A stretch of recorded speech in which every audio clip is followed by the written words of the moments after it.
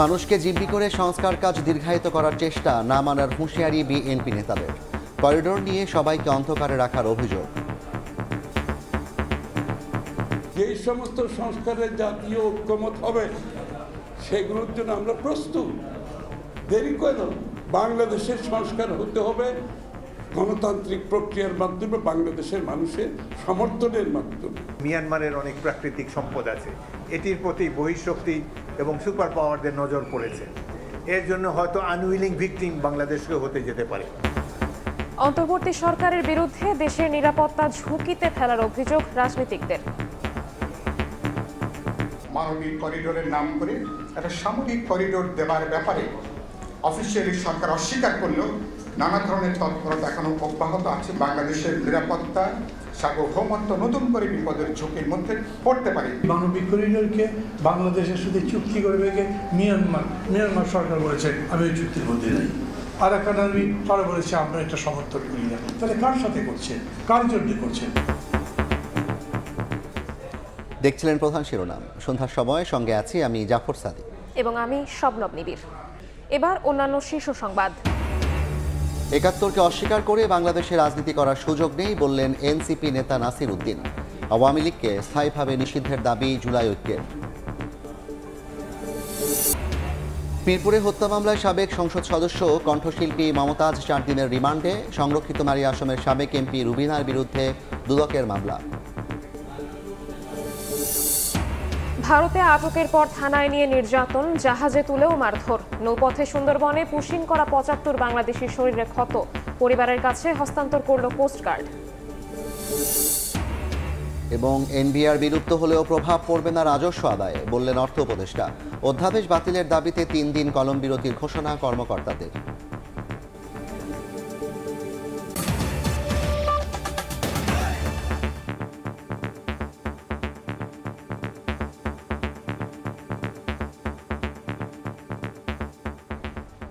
দেশের মানুষকে জিম্মি করে একটি গোষ্ঠীর স্বার্থ রক্ষায় সংস্কার দীর্ঘায়িত করা হচ্ছে অভিযোগ করে বিএনপি নেতা আমির খসরু বলেছেন, নির্বাচন পেছানোর কোনো ষড়যন্ত্র জনগণ মেনে নেবে না। আরেক নেতা হাফিজ উদ্দিন আহমেদ বলেছেন, জনগণকে অন্ধকারে রেখে মানবিক করিডোর হতে পারে না। বলেন, সংকট সমাধানের একমাত্র পথ নির্বাচন। মানবিক করিডোর দেওয়ার নামে দেশের নিরাপত্তা ঝুঁকির মধ্যে পড়ছে বলে মন্তব্য করেন অন্যান্য রাজনৈতিক দলের নেতারা। রাখাইনে মানবিক সহায়তা পৌঁছাতে বাংলাদেশ থেকে করিডোর দেয়া না দেয়া নিয়ে আলোচনায় সরব দেশের প্রায় সব রাজনৈতিক দল। এছাড়া সংস্কার প্রশ্নে ধীরগতি নিয়েও আছে মিশ্র প্রতিক্রিয়া। দিন দিন জোরালো হচ্ছে দ্রুত নির্বাচনী রোডম্যাপের দাবি। মঙ্গলবার জাতীয় প্রেস ক্লাবে বীর মুক্তিযোদ্ধা দেশবরেণ্য চিকিৎসক প্রয়াত জাফরুল্লাহ চৌধুরীর ৩য় মৃত্যুবার্ষিকী উপলক্ষে স্মরণ সভায় যোগ দেন বিভিন্ন রাজনৈতিক দলের নেতারা। মানবিক করিডোরের নাম করে একটা সামরিক করিডোর দেওয়ার ব্যাপারে অফিসিয়ালি সরকার অস্বীকার করলেও নানা ধরনের তৎপরতা এখনো অব্যাহত আছে। এই 9 মাসে একটা উদাহরণ যে বিচার বিভাগের এই সংস্কার হয়েছে, পুলিশের এই সংস্কার হয়েছে, কিংবা আইন বিভাগে এই সংস্কার হয়েছে, নির্বাচনের জন্য এই সংস্কার হয়েছে, যেটা উল্লেখ করবার মতো। একই অনুষ্ঠানে বিএনপির স্থায়ী কমিটির সদস্য আমির খসরু মাহমুদ চৌধুরী বলেন, কারো স্বার্থ রক্ষায় সরকারের নামে নির্বাচন পেছানো হলে জনগণ তার জবাব দেবে। এখন যারা বড় বড় কথা বলছে এর বেশিরভাগ লোককে চেহারা দেখিনি আমরা আন্দোলন সংগ্রামে। এখন করতে থেকে বেরিয়ে আসছে, এখন তারা আমাদেরকে সংস্কারের দিচ্ছে, কি বলে, তালিম দিচ্ছে। আপনি যে দেশের মানুষকে জিম্মি করে একটা গোষ্ঠীর স্বার্থ সংরক্ষণের জন্য আপনি সংস্কারের কথা বলবেন, আপনি জোর করে চাপিয়ে দেওয়ার চেষ্টা করবেন জনগণকে বাইরে রেখে, সেটা তো বাংলাদেশে আর হবে না। আলাদা অনুষ্ঠানে বিএনপি নেতা অবসরপ্রাপ্ত মেজর হাফিজ উদ্দিন আহমেদ বলেন, দেশের চলমান সংকট সমাধানের একমাত্র পথ নির্বাচন। আমাদের দল থেকে, বিভিন্ন রাজনৈতিক দল থেকে বারবার বলা হয়েছে যে একটা নির্বাচন দেন, আমরা যাতে করে বাংলাদেশের জনগণের দাবি সমূহ তুলে ধরতে পারি। তাদের কাছ থেকে যে বলিষ্ঠ ভূমিকা আমরা আশা করি, এখন পর্যন্ত অতটা পাইনি। গত 9 মাসে সংস্কার ও নির্বাচন নিয়ে সরকারের ধীরগতি এবং কার্যক্রম নিয়ে প্রশ্ন তোলেন বিএনপি সহ অন্যান্য রাজনৈতিক দলের নেতারা। বৈষম্য করা হচ্ছে। চন্দ্রিমা চৌধুরী, সময় সংবাদ, ঢাকা। ৭১কে অস্বীকার করে বাংলাদেশে রাজনীতি করার কোনো সুযোগ নেই বলে মন্তব্য করেছেন জাতীয় নাগরিক পার্টির মুখ্য সমন্বয়ক নাসির উদ্দিন পাটোয়ারি। দুপুরে সংগঠনটির যুব শাখার আত্মপ্রকাশ উপলক্ষে সংবাদ সম্মেলনে একথা বলেন তিনি। এদিকে আওয়ামী লীগ স্থায়ীভাবে নিষিদ্ধ করার দাবি জানিয়েছে জুলাই ঐক্য। আগামী শুক্রবার আত্মপ্রকাশ করতে যাচ্ছে জাতীয় নাগরিক পার্টির যুব শাখা জাতীয় যুব শক্তি। এই উপলক্ষে বাংলা মোটরে দলীয় কার্যালয়ে সংবাদ সম্মেলনের আয়োজন করে দলটি। জাতীয় যুব শক্তি আত্মপ্রকাশ করতে যাচ্ছে। এ সময় এনসিপির মুখ্য সমন্বয়ক নাসিরউদ্দিন পাটোয়ারি বলেন, ৭১কে অস্বীকার করে দেশে রাজনীতির কোনো সুযোগ নেই। জাতীয় নাগরিক পার্টি জাতীয় সংঘ নিয়ে যদি কেউ কম্প্রোমাইজ করতে চায় অথবা অবমাননা করে সে বিষয়ে ধিক্কার জানাচ্ছে। ৭১কে আসলে অস্বীকার করে বাংলাদেশে রাজনীতি করার সুযোগ নাই। ৭১ আমাদের ভিত্তিমূল, আমরা ২৪-এ সেটা রিক্লেইম করেছি এবং এই ভিত্তিমূল আমাদের থাকতে হবে। যদি কোনো গোষ্ঠী কোনো পক্ষ ৭১কে বাইপাস করে রাজনীতি করতে চায়, এটা তাদের রাজনীতিটা বুমেরাং হবে। ১ নাম্বার। একই সময় ঢাকা বিশ্ববিদ্যালয়ের মধুর ক্যান্টিনে এক সংবাদ সম্মেলনে দ্রুততম সময়ের মধ্যে বিচার সম্পন্ন করে আওয়ামী লীগকে রাজনৈতিক দল হিসেবে স্থায়ীভাবে নিষিদ্ধের দাবি জানায় জুলাই ঐক্য। দ্রুততম সময়ের মধ্যে বিচার কার্যক্রম সম্পন্ন করে আওয়ামী লীগকে একটি রাজনৈতিক দল হিসেবে স্থায়ীভাবে নিষিদ্ধ করতে হবে। বিগত ১৫.৫ বছরের দুঃশাসনের মূল সহযাত্রী হিসেবে কাজ করেছে ১৪ দল এবং জাতীয় পার্টি। এই রাজনৈতিক শক্তিগুলোর দায় মুক্তি কোনোভাবেই পেতে পারে না। এদিন জুলাইয়ে আহত ও শহীদ পরিবারের পূর্ণাঙ্গ পুনর্বাসনের রোড ম্যাপ প্রকাশের দাবি জানিয়েছে ওয়ারিয়ার্স অব জুলাই সংগঠন। শাহবাগে জুলাই শহীদ স্মৃতি ফাউন্ডেশনের সামনে সংবাদ সম্মেলনে বিভিন্ন দাবি তুলে ধরে সংগঠনটি। মাহাদ ইসলাম ধ্রুব, সময় সংবাদ, ঢাকা। বড় সংস্কারে হাত দিলে বিলম্বিত হবে আগামী জাতীয় নির্বাচন, তাই প্রয়োজনীয় সংস্কারে জোর দিয়েছে সিপিবি। আর জাতীয় ঐকমত্য কমিশনের সহসভাপতি আলী রিয়াজ বলেন, ভবিষ্যৎ বাংলাদেশের পথরেখা নির্ধারণ এবং গণ অভ্যুত্থানের পর রাষ্ট্রের কাঠামোগত পরিবর্তন করাই তাদের লক্ষ্য। ৩২তম দল হিসেবে জাতীয় ঐকমত্য কমিশনের সঙ্গে সংলাপে বাংলাদেশের কমিউনিস্ট পার্টি সিপিবি। মঙ্গলবার সকালে জাতীয় সংসদের এলডি হলে শুরু হয় এই বৈঠক। অংশ নেন সিপিবির ১১ সদস্যের প্রতিনিধি দল। শুরুতেই কমিশনের সহ সভাপতি অধ্যাপক আলী রিয়াজ বলেন, ভবিষ্যৎ বাংলাদেশের পথরেখা নির্ধারণ এবং গণ অভ্যুত্থানের পর কাঠামোগত পরিবর্তন করাই ঐকমত্য কমিশনের লক্ষ্য। আমাদের লক্ষ্য হচ্ছে একটি জাতীয় সনদ, ভবিষ্যতের বাংলাদেশের পথরেখা কিরকম হবে তার একটা ধারণা পেতে পারি, তার একটা অগ্রযাত্রার পথ চিহ্নিত করতে পারি। এখন এই কাঠামোগত পরিবর্তনের জায়গাগুলোকে আরো সুনির্দিষ্ট করা এবং সেগুলি বাস্তবায়নের পথ খুঁজে বের করাটাই হচ্ছে আমাদের কাজ। ৪ ঘণ্টা ব্যাপী বৈঠক শেষে সিপিবি নেতারা বলেন, সরকারকে এখন প্রয়োজনীয় সংস্কার করতে হবে। বড় ধরনের সংস্কারে হাত দিলে বিলম্বিত হবে আগামী জাতীয় নির্বাচন। পাশাপাশি সংবিধান পুনর্লিখন নয়, জাতীয়তাবাদ, সমাজতন্ত্র, গণতন্ত্র ও ধর্মনিরপেক্ষতা এই ৪ নীতি অক্ষুণ্ণ রেখে সংবিধান সংস্কারের দাবি দলটির। যে প্রস্তাবগুলো আমরা ঐক্যমত্য হব সেইটা যাতে নির্বাচিত সংসদ সেইটা সম্পন্ন করতে পারে, সেই কাজটা করতে হবে। এটা মনে রেখেই আমাদের আলোচনা করতে হবে। রাষ্ট্র ব্যবস্থা যেটা আছে লুটেরাদের রাষ্ট্র, সেই রাষ্ট্রটাকে ভেঙে আমরা ব্যবস্থার পরিবর্তন করতে চাই। সেজন্য আমরা মৌলিক সংস্কারের পক্ষে, রাষ্ট্রের স্ট্যাটাসকে মেনটেন করার জন্য, আবার এই রাষ্ট্রটাকে আবার ৪৭-এ ফেরে নেওয়ার জন্য যে সংবিধানের সংস্কারের কথাগুলো আসতেছে, ওই জায়গায় সিপিবি আমরা এটার ঘোরতর বিরুদ্ধে। এখনই গণপরিষদ নির্বাচনের প্রয়োজন নেই বলেও মনে করেন সিপিবি নেতারা। ধ্রুব ব্যানার্জি, সময় সংবাদ, ঢাকা। জুলাই আন্দোলনে মিরপুরের সাগর হত্যা মামলায় সাবেক এমপি মমতাজ বেগমের ৪ দিনের রিমান্ড দিয়েছেন আদালত। দুপুরে ঢাকার মহানগর হাকিম জুয়েল রানা এ আদেশ দেন। তার বিরুদ্ধে গুম, খুন সহ একাধিক মামলা রয়েছে। আমি দেশ বিদেশে ঘুরে ঘুরে জয় বাংলার গান গাই, আমার নেত্রী শেখ হাসিনা তুলনা যার না। গানের সুরে মাতিয়ে রাখতেন ১০ম ও একাদশ সংসদ অধিবেশন। ভারতের তামিলনাড়ু থেকে ভুয়া ডক্টরেট ডিগ্রি নিয়েও এসেছেন আলোচনায়। মঙ্গলবার দুপুরে ঢাকার সিএমএম আদালতে হাজির করা হয় সাবেক এমপি মমতাজ বেগমকে। জুলাই আগস্ট আন্দোলনে সাগর হত্যা মামলায় তাকে ৭ দিনের রিমান্ডে নেয়ার আবেদন করেন তদন্ত কর্মকর্তা। শুনানিতে রাষ্ট্রপক্ষের আইনজীবী বলেন, সঙ্গীতশিল্পী হিসেবে জনপ্রিয়তাকে ব্যবহার করে অবৈধভাবে মানিকগঞ্জ ২ আসনের এমপি হন মমতাজ। ক্ষমতা ধরে রাখতে সম্পৃক্ত ছিলেন শেখ হাসিনার সব ষড়যন্ত্রে।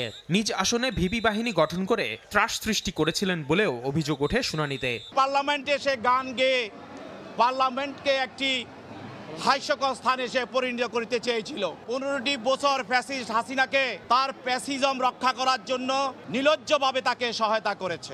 এজলাসে মমতাজের পক্ষে আইনজীবী উপস্থিত থাকলেও শুনানি করতে রাজি হননি তারা। পরে ওকালতনামা ছাড়াই সংক্ষিপ্ত শুনানি করেন এক আইনজীবী। শুনানি শেষে 4 দিনের রিমান্ড মঞ্জুর করেন বিচারক। যখন ঘটনাটা ঘটেছে তখন শিল্পী মমতাজ ঢাকাতেই ছিলেন না, উনি তো ওনার নির্বাচনের এলাকা মানিকগঞ্জে অবস্থান করেছিলেন। যে আসামি মানিকগঞ্জে অবস্থান করে আর মামলা হয় ঢাকার মিরপুরে, যেটা আইনের শাসনের পরিপন্থী। সোমবার রাতে রাজধানীর ধানমন্ডি থেকে মমতাজ বেগমকে গ্রেফতার করে ডিবি। রাজধানী ও মানিকগঞ্জের একাধিক মামলা রয়েছে তার বিরুদ্ধে। আসিফ মোহাম্মদ সিয়াম, সময় সংবাদ, ঢাকা। বেসরকারি শান্ত মারিয়াম এবং নর্দার্ন ইউনিভার্সিটির বিরুদ্ধে মানি লন্ডারিং ও কর ফাঁকির অভিযোগে অনুসন্ধানে নেমেছে দুদক। একই সঙ্গে একাধিক বিশ্ববিদ্যালয়ের সাবেক ভিসির বিরুদ্ধেও চলছে দুর্নীতির তদন্ত। এদিকে সাবেক এমপি সৈয়দা রুবিনা আক্তারের বিরুদ্ধে প্রায় 300 কোটি টাকার সন্দেহজনক লেনদেনের অভিযোগে মামলা করেছে দুদক। শিক্ষা খাতেও দুর্নীতিতে পিছিয়ে ছিল না আওয়ামী লীগ সরকার। এসব দুর্নীতি খুঁজে বের করতে বেশ জোরে সোরে অনুসন্ধানে নেমেছে দুদক। অর্থ পাচারের অভিযোগে নর্দার্ন ইউনিভার্সিটির বোর্ড অব ট্রাস্টির চেয়ারম্যান আবু ইউসুফ মোহাম্মদ আবদুল্লাহ ও তার পরিবারের বিরুদ্ধে অনুসন্ধান করছে সংস্থাটি।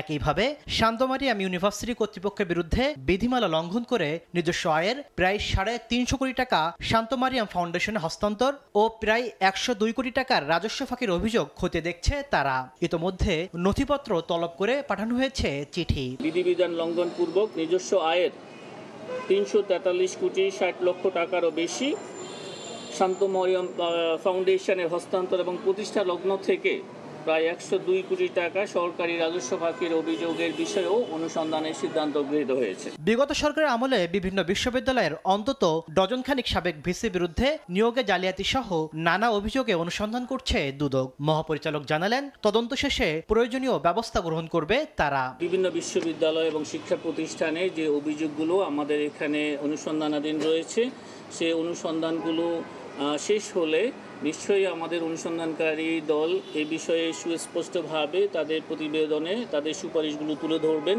যেসব ক্ষেত্রে ফৌজদারি অপরাধ সংঘটিত হয়েছে সেগুলির ক্ষেত্রে ফৌজদারি মামলা রুজু হবে। এদিন সংরক্ষিত নারী আসনের সাবেক এমপি সৈয়দা রুবিনা আক্তার মীরার বিরুদ্ধে প্রায় 300 কোটি টাকার সন্দেহজনক লেনদেনের অভিযোগে মামলা করেছে দুদক। আর 127 কোটি টাকার সন্দেহজনক লেনদেনে মামলা হয়েছে মাতারবাড়ি বিদ্যুৎ প্রকল্পের পরিচালক জাহাঙ্গীর আলমের বিরুদ্ধে। তাসলিম তৌহিদ, সময় সংবাদ, ঢাকা।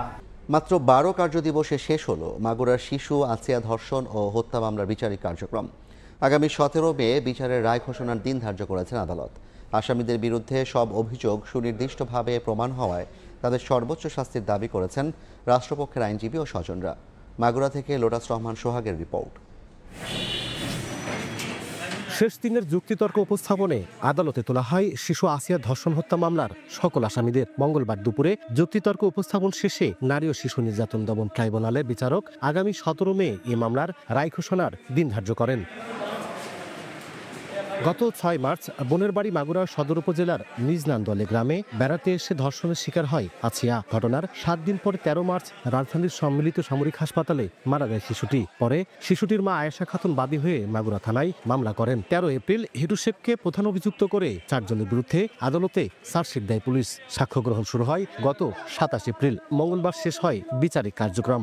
আমরা এই মামলায় আসামি হিটু শেখের দোষ স্বীকারোক্তিমূলক জবানবন্দি, মেডিকেল এভিডেন্সেস এবং পারিপার্শ্বিক সাক্ষ্য সার্কামস্ট্যান্সিয়াল এভিডেন্সেস যদি আমরা কম্পেয়ার করি, তুলনামূলকভাবে পর্যালোচনা করি, আমরা দেখতে পাই যে এই মামলার এভিডেন্স অন রেকর্ডে আসামি সহ অন্যান্যদের বিরুদ্ধে যারা অ্যাকিউজ, যে 4 জন আসামি রয়েছেন, সকলের বিরুদ্ধে আনিত অভিযোগ প্রমাণিত হয়েছে। মামলায় সব আসামি সর্বোচ্চ শাস্তি দাবি করেছেন স্বজনরা। আমরা চেষ্টা করেছি আইন মন্ত্রণালয় এবং মহামান্য সুপ্রিম কোর্টের নির্দেশনাকে মেনে অতি দ্রুততম সময় এই মামলার সাক্ষ্য গ্রহণ সমাপ্ত এবং বিচার কার্য শেষ করার জন্য 1 নম্বর আসামি হিটু শেখের ফাঁসি চাই এবং ওই 3 জনের যে সর্বোচ্চ শাস্তি, সেই শাস্তির জন্য আদালত দেয়। মামলায় আসিয়ার বোনের শিশুর হিটু শেখের বিরুদ্ধে ধর্ষণ ও হত্যা, বোন জামাই সজীব শেখ ও তার ভাই রাতুল শেখের বিরুদ্ধে ভয়ভীতি প্রদর্শন এবং বোনের শাশুড়ি জাহিদা বেগমের বিরুদ্ধে তথ্য গোপন করার অভিযোগ আনা হয়েছে।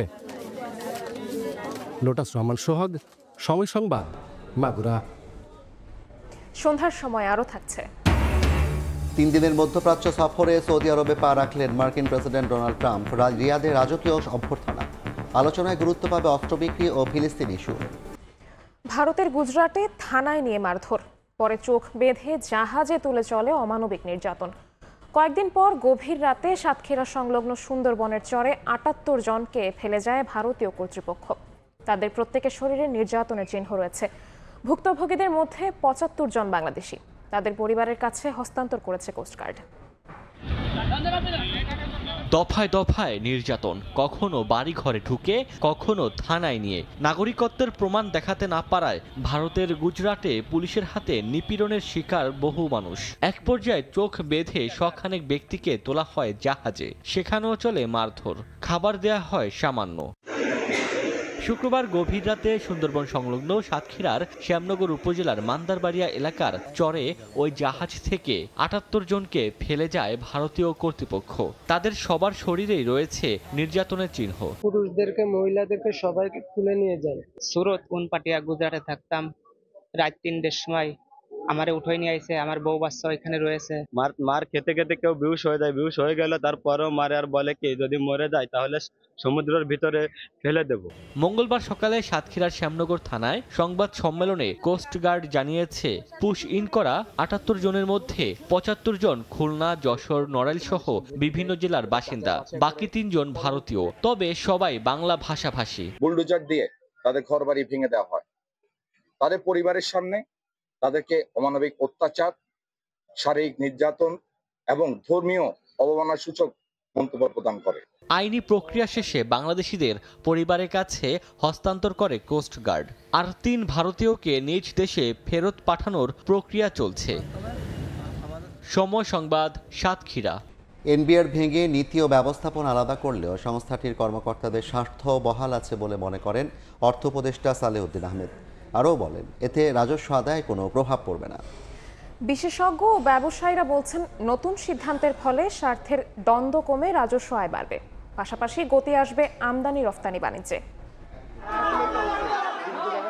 বিসিএস আয়কর ও কাস্টমস ক্যাডার কর্মকর্তাদের মতামত উপেক্ষা করেই সোমবার রাতে রাজস্ব নীতি ও রাজস্ব ব্যবস্থাপনা আলাদা করে অধ্যাদেশ জারি করেছে সরকার। তাতে রাজস্ব নীতি বিভাগের কার্যপরিধিতে সামান্য পরিবর্তন এসেছে। আর ব্যবস্থাপনা বিভাগের প্রশাসনিক পদগুলোতে প্রশাসন ক্যাডারের পাশাপাশি আয়কর ও কাস্টমস ক্যাডারের কর্মকর্তাদের রাখা হয়েছে। এমন পরিস্থিতিতে রাজস্ব কর্মকর্তাদের স্বার্থ বহাল আছে মন্তব্য করে অর্থ উপদেষ্টা বলেন, অধ্যাদেশ নিয়ে শঙ্কার কিছু নেই। মঙ্গলবার সচিবালয়ে সরকারি ক্রয় সংক্রান্ত উপদেষ্টা কমিটির সভা শেষে কথা জানান তিনি। তাদের স্বার্থ সম্পূর্ণভাবে সংরক্ষিত আছে। পলিসি একটা ডিভিশন হবে, এটা অত্যন্ত ছোট একটা ডিভিশন, অতএব এনবিআর এর দুশ্চিন্তা করার কোনো কারণ নেই। কিন্তু রাজস্ব আদায় গতবারের তুলনায় 2% কিন্তু বেশি হয়েছে। অ্যাটলিস্ট গতবারের চেয়ে কম তো হবে না। সাবেক এনবিআর চেয়ারম্যান বলছেন, রাজস্ব বোর্ডের হাতে নীতি ও ব্যবস্থাপনা নিয়ন্ত্রণ থাকায় স্বার্থের দ্বন্দ্ব তৈরি হতো। এবার সেই পরিস্থিতি থাকবে না, বাড়বে রাজস্ব খাতের স্বচ্ছতা। দেশের রাজস্ব আহরণের ক্ষেত্রে কর ন্যায্যতা, করের দক্ষতা কিংবা জবাবদিহিতা, এইসব ব্যাপারগুলো চ্যালেঞ্জিং এর ভিতরে পড়ে যদি একই ব্যক্তি, একই প্রতিষ্ঠান নীতিও প্রণয়ন করে আবার বাস্তবায়নও করে। এই জন্যই নীতি এবং বাস্তবায়নকে একটু আলাদা করা হয়েছে। রাজস্ব সংস্কারের এই উদ্যোগকে স্বাগত জানিয়ে আমদানি রফতানি বাণিজ্যে প্রতিনিয়ত যেসব জটিলতা হচ্ছে তা কমে আসবে বলে আশা ব্যবসায়ী নেতাদের। দীর্ঘদিনের যে দাবি সেটা একটা পূরণ হলো, আর দ্বিতীয়ত হলো যে আমদানি রপ্তানির ক্ষেত্রে নানা জটিলতাগুলির অবসান করার জন্য ওই কমিটি কাজ করবে। রাজস্ব নীতি বিভাগের কাজ হবে সার্বিক অর্থনৈতিক উন্নয়নকে প্রাধান্য দিয়ে রাজস্ব যোগানে সম্প্রসারণমূলক ও যৌক্তিক কর ভিত্তি তৈরি করা, আর সেটি প্রয়োগ করবে ব্যবস্থাপনা বিভাগ।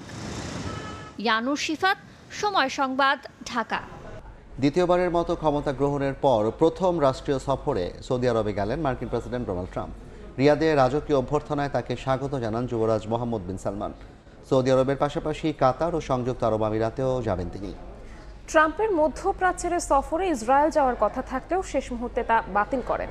3 দিনের সফরে অস্ত্র বিক্রি, সামরিক সহযোগিতা, বাণিজ্য ও বিনিয়োগের পাশাপাশি ইসরায়েল ফিলিস্তিন ইস্যু গুরুত্ব পাবে বলে জানিয়েছে হোয়াইট হাউস। স্থানীয় সময় মঙ্গলবার সকালে সৌদি আরবের রিয়াদে পৌঁছান মার্কিন president Donald Trump. King Khalid আন্তর্জাতিক বিমানবন্দরে তাকে স্বাগত জানান সৌদি যুবরাজ মোহাম্মদ বিন সালমান। আরও উপস্থিত ছিলেন প্রিন্সেস রিমা বিনতে বান্দার আল সৌদ। দ্বিতীয় মেয়াদে যুক্তরাষ্ট্রের প্রেসিডেন্ট নির্বাচনের পর এটি ট্রাম্পের প্রথম রাষ্ট্রীয় সফর। বিমানবন্দর থেকে সৌদি যুবরাজের সঙ্গে সৌদি রয়্যাল কোর্টে যান ট্রাম্প। এ সময় মার্কিন প্রেসিডেন্টকে রাজকীয় সংবর্ধনার পাশাপাশি দেয়া হয় গার্ড অব অনার। সেখানে সৌদি নেতাদের সঙ্গে বৈঠকে বসেন ট্রাম্প। এরপর অংশ নেবেন কিং আব্দুল আজিজ আন্তর্জাতিক সম্মেলন কেন্দ্রে সৌদি মার্কিন বিনিয়োগ ফোরামে। গণমাধ্যমকে দেয়া সাক্ষাৎকারে এই সফরকে ঐতিহাসিক উল্লেখ করেন ট্রাম্প। 3 দিনের এই সফরে সৌদি আরবের পাশাপাশি সংযুক্ত আরব আমিরাত ও কাতারে যাবেন মার্কিন প্রেসিডেন্ট। হোয়াইট হাউস জানায় সফরের মূল উদ্দেশ্য হলো মধ্যপ্রাচ্যের দেশগুলোর সঙ্গে যুক্তরাষ্ট্রের সম্পর্ক জোরদারের পাশাপাশি পারস্পরিক স্বার্থ সংশ্লিষ্ট বিভিন্ন বিষয়ে আলোচনা করা। গাজায় যুদ্ধবিরতি এবং সৌদি আরব ইসরায়েলের সম্পর্ক স্বাভাবিকরণ, অস্ত্র বিক্রির মতো গুরুত্বপূর্ণ ইস্যুতেও আলোচনা হবে বলে জানানো হয়। মধ্যপ্রাচ্যে চলমান উত্তেজনার মধ্যেই ট্রাম্পের এই সফরকে অত্যন্ত গুরুত্বের সঙ্গে দেখছেন বিশ্লেষকরা। তাদের মতে বাণিজ্যিক দিক থেকে এই সফর ট্রাম্পের জন্য খুবই গুরুত্বপূর্ণ। সফরের প্রথম দিনেই সৌদি যুবরাজ সালমানের কাছ থেকে যুক্তরাষ্ট্রের শিল্প খাতে $1 ট্রিলিয়ন বিনিয়োগ নিশ্চিত করতে পারেন ট্রাম্প। রাইসা জান্নাত, সময় সংবাদ। আওয়ামী লীগের কার্যক্রম নিষিদ্ধ করায় উদ্বিগ্ন দিল্লি। মঙ্গলবার স্থানীয় সময় সন্ধ্যায় ব্রিফিংয়ে ভারতের পররাষ্ট্র মন্ত্রণালয়ের মুখপাত্র রণধীর জয়সওয়াল কথা বলেন। এ সময় বাংলাদেশে অন্তর্ভুক্তিমূলক নির্বাচনের আহ্বান জানান তিনি। जो अवामी लीग पे बैन लगा है वो एक चिंता का विषय है। एक जो लोकतांत्रिक प्रणाली में एक तरीका होता है सब काम करने का, वो ड्यू प्रोसेस को दरकिनार करके किया गया है। हमारा ये आह्वान है कि बांग्लादेश में जल्द से जल्द एक निष्पक्ष और समावेशी चुनाव कराया जाए। খেলার খবর। বাংলাদেশ পাকিস্তান 5 ম্যাচ টি20 সিরিজের পরিবর্তিত সূচি বিসিবিকে পাঠিয়েছে পিসিবি। নতুন সূচি অনুযায়ী দুদিন পিছিয়ে ম্যাচ শুরু হবে 27 মে থেকে। এরপর 29 মে, 1, 3 আর 5 জুন হবে বাকি ম্যাচগুলো। বাংলাদেশ রাজি হলে আগের 2 ভেন্যু ফয়সালাবাদ আর লাহোরেই হবে ম্যাচ। তবে পরিস্থিতি বিবেচনায় প্রস্তুত রাখা হবে রাওয়ালপিন্ডিকেও। আনুষ্ঠানিকভাবে নিশ্চিত না করলেও বিসিবি বলছে শেষ পর্যন্ত টাইগাররা পাকিস্তান সফরে যাবে কিনা তা নির্ভর করছে সরকারের গ্রিন সিগন্যালের উপর, যার জন্য অপেক্ষা করতে হবে আরও 2-1 দিন। তবে বাংলাদেশকে আতিথ্য দিতে পুরোপুরি প্রস্তুত পাকিস্তান। এদিকে আমিরাতের বিপক্ষে সিরিজ খেলতে কাল 2 ধাপে দেশ ছাড়বে টাইগাররা। এ পর্যায়ের শীর্ষ সংবাদ জানিয়ে দিচ্ছে আরেকবার। মানুষকে জিম্মি করে সংস্কার কাজ দীর্ঘায়িত করার চেষ্টা না মানার হুঁশিয়ারি বিএনপি নেতাদের। অন্তর্বর্তী সরকারের বিরুদ্ধে করিডোর নিয়ে সবাইকে অন্ধকারে রাখার অভিযোগ। ৭১কে অস্বীকার করে বাংলাদেশে রাজনীতি করার সুযোগ নেই বললেন এনসিপি নেতা নাসির উদ্দিন। আওয়ামী লীগ স্থায়ীভাবে নিষিদ্ধের দাবি জুলাই ঐক্যে।